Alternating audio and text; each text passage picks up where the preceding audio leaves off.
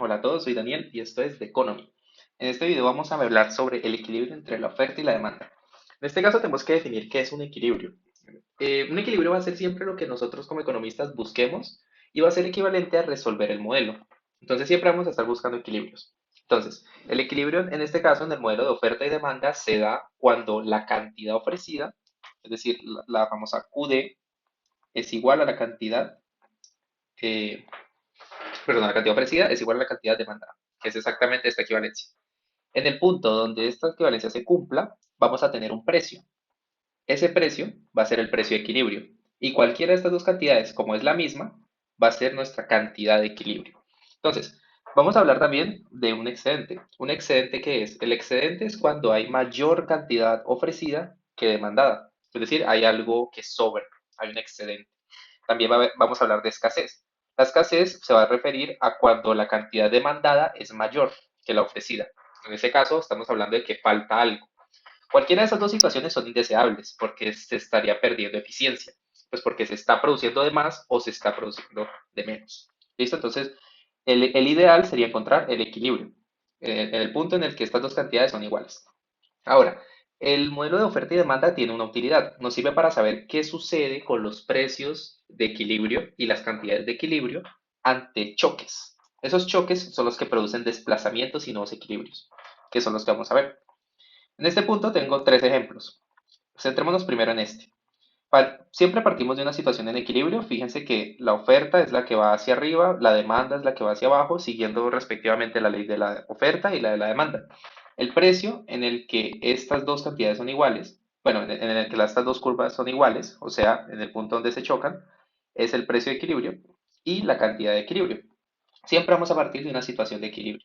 Entonces, supongamos que en el mercado de los yogures, que es este, los salarios aumentan. Recuerden que los salarios es una variable que afecta directamente a la demanda, a los consumidores. Por lo tanto, la que se va a desplazar es la demanda. Entonces, veamos, ¿para dónde se desplaza? ¿Para la derecha o para la izquierda? Al aumentar los salarios, los consumidores tienen mayor poder adquisitivo, es decir, tienen mayor capacidad para comprar, o sea que afecta positivamente la demanda. Por lo tanto, se desplaza hacia la derecha. Lo expresamos de esta forma. Y esta se llama nuestra demanda prima o nuestra siguiente demanda. Fíjense que el efecto ¿cuál fue? El nuevo equilibrio es este, en el que la oferta inicial se toca con la demanda nueva. En este punto, el precio y la cantidad aumentaron. Por lo tanto, ese es el efecto. Precio aumenta, cantidad aumenta. Por lo tanto, ese es el resultado del modelo. En el mercado de los yogures, si los salarios aumentan, la cantidad y el precio de los yogures van a aumentar. Con certeza, ambos. Ahora, pasemos al del queso. ¿Qué pasaría en el mercado del queso si el precio de la leche aumenta? El precio de la leche tiene que considerar que es, bueno, la leche como tal es una materia prima del queso. Por lo tanto, si el precio de la leche aumenta, hace que sea más costoso producir queso. Eso, por el lado, estamos hablando de producir, o sea que estamos sí o sí haciendo referencia a la oferta. Ahora, tenemos que ver si afecta positivamente o negativamente la oferta. Al hacer más costoso la producción del queso, pues entendemos que el efecto de la oferta es negativo. Por lo tanto, la oferta se desplaza hacia arriba. Lo expresamos de esta forma. Fíjense que aquí ocurre algo diferente que lo que ocurrió con la demanda. En este caso, la cantidad de equilibrio disminuye, pero los precios aumentan. Por lo tanto, esos son los efectos. Eso ocurre en el mercado del queso. Ahora veamos en el mercado de los celulares. En el mercado de los celulares dice, una innovación hace que sea más eficiente producir celulares. Es decir, estamos hablando de nuevo de la producción. O sea que la que se va a desplazar es la oferta. Ahora, se desplaza negativa o positivamente. Como hace que sea más eficiente, quiere decir que hace que sea más barato producir celulares. Por lo tanto, es un efecto positivo en la oferta. Por lo tanto, la oferta se desplaza hacia abajo. Lo expresamos de esta forma.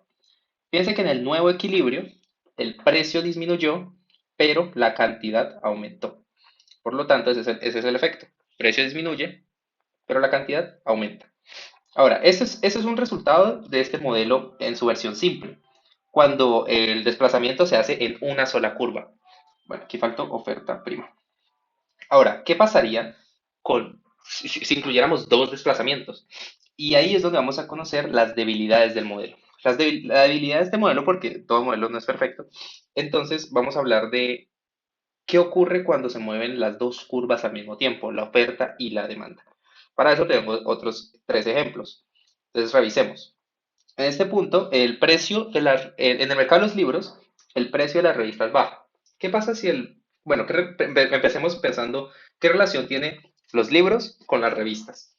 Los libros y las revistas son bienes sustitutos porque satisfacen las mismas necesidades.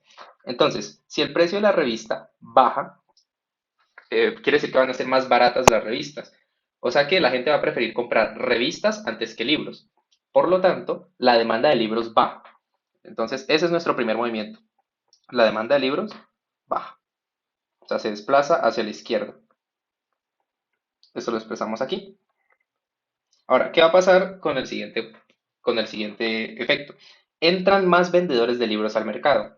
Eso afecta positivamente a la oferta, porque va a haber más gente produciendo libros específicamente. Por lo tanto, la oferta se va a desplazar hacia abajo.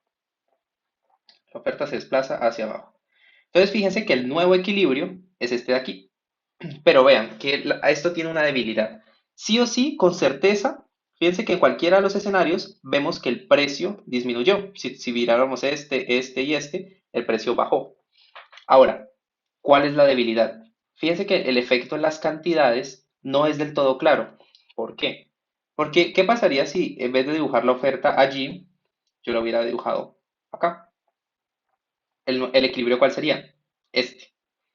Y en ese punto, la oferta, ahí estaríamos diciendo que el precio de equilibrio, perdón, la cantidad de equilibrio aumentó, pero el resultado que nos dio fue que disminuyó. Entonces, está dependiendo de qué tanto se mueva la oferta. Por lo tanto, decimos que en ese caso, lo único que sabemos con certeza es que el precio disminuye, pero las cantidades son ambiguas. Y esa es la debilidad de este modelo, que no podemos decir con precisión qué ocurre con las dos variables endógenas, el precio y la cantidad, cuando ocurren dos choques. Eso lo vamos a presenciar más con otros ejemplos. Ahora, pensemos en el mercado de las cervezas.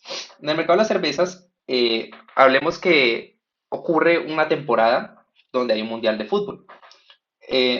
Pues las personas acostumbran tomar cerveza cuando ven los partidos de fútbol, por lo tanto van a demandar más cerveza. Ahí se refiere a los gustos y preferencias de los consumidores. Están prefiriendo más cerveza, por lo tanto se va a desplazar positivamente la demanda, es decir, hacia la derecha. Ahora, veamos el siguiente. La levadura se vuelve más costosa. La levadura se usa para producir la cerveza. Por lo tanto, está haciéndose más costoso producir cerveza, lo que perjudica la oferta, desplazándola hacia arriba. De nuevo, lo que sabemos con certeza es que los precios aumentaron. Fíjense que aquí, aquí y aquí, sí o sí, aumentaron. Pero de nuevo las cantidades son ambiguas. Por lo tanto, ese es el efecto. El precio aumenta, pero las cantidades no se sabe. ¿Por qué? Por la misma razón anterior. ¿Qué pasaría si la demanda lo hubiéramos desplazado más acá o más acá? El precio de equilibrio sería diferente. Perdón, la cantidad de equilibrio sería diferente. Por lo tanto, ahí es donde decimos que es ambiguo. Veamos el último ejemplo. En este último ejemplo, vamos a hablar de una mejora tecnológica que afecta a la eficiencia mecánica. En el mercado de las motos, eso quiere decir que se va a producir de manera más barata, es decir, van a haber menos costos de producción. Por lo tanto, la oferta se expande porque se afecta positivamente. Por lo tanto, se desplaza hacia abajo. Adicionalmente, vemos que el precio de la gasolina disminuye. El precio de la gasolina, pensemos qué es la gasolina para las motos. Es un bien complementario. ¿Por qué? Porque juntos satisfacen una misma necesidad. Las motos requieren de gasolina. Por lo tanto, si el precio de la gasolina disminuye, se va a incentivar la compra de gasolina y por ende la compra de vehículos o de máquinas en general que usen gasolina. Por lo tanto, al bajar el precio de la gasolina, se desplaza a la derecha la demanda de motos. ¿Por qué? Es porque se va a estimular. Entonces, fíjense que aquí, ¿qué decimos? El precio, de nuevo, no se sabe, es ambiguo, pero con certeza las cantidades aumentaron. Entonces, ese es el efecto. La cantidad aumenta, pero el precio es ambiguo. Entonces, listo. Ese es el modelo de oferta y demanda. Ahora, resumiendo, lo que debemos hacer es ver, bueno, ¿a cuál de las dos curvas afecta? Después, moverlas y por último analizar cuál de los efectos en las dos cantidades, bueno, en las dos variables, sabemos con certeza. En algunos va a ser el precio y en otros va a ser la cantidad. Siempre que se muevan las dos curvas, lo que vamos a saber con certeza es que una de las dos variables vamos a conocer su movimiento, pero la otra va a ser ambigua. De igual forma, conviene saber el razonamiento, pues para no llegar a improvisar en el último momento. Esa es la debilidad del mercado, del modelo de oferta y demanda. Ahora, hablemos un poquito de la intervención, el precio máximo y el precio mínimo.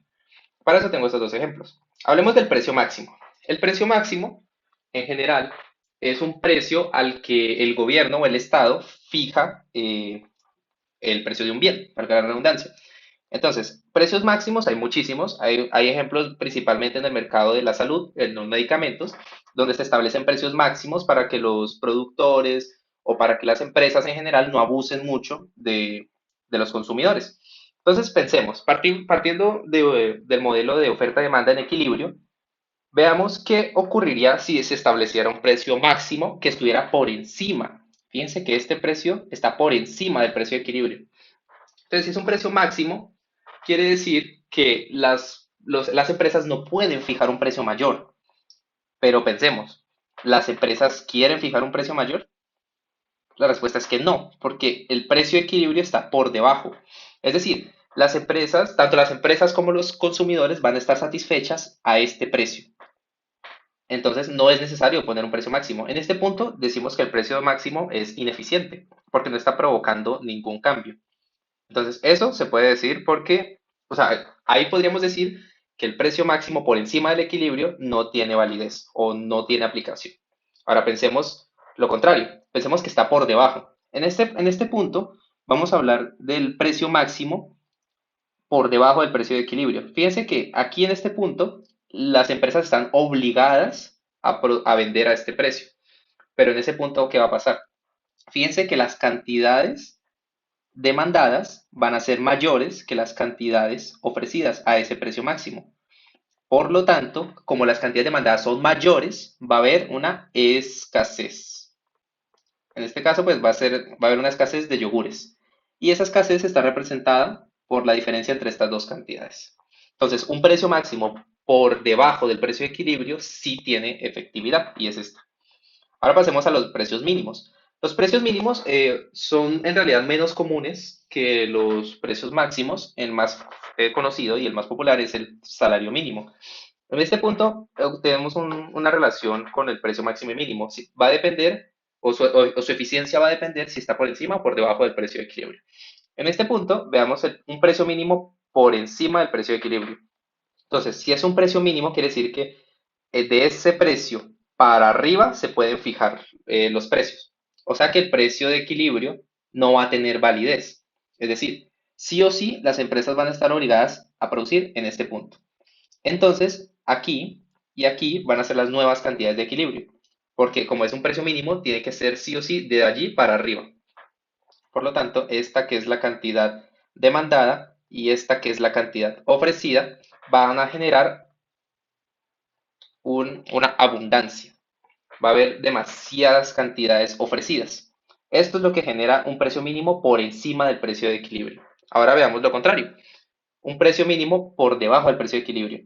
En este punto, como las empresas están obligadas sí o sí a producir o a vender a precios mayores a este precio mínimo, ellas directamente lo van a vender a este precio, al precio de equilibrio.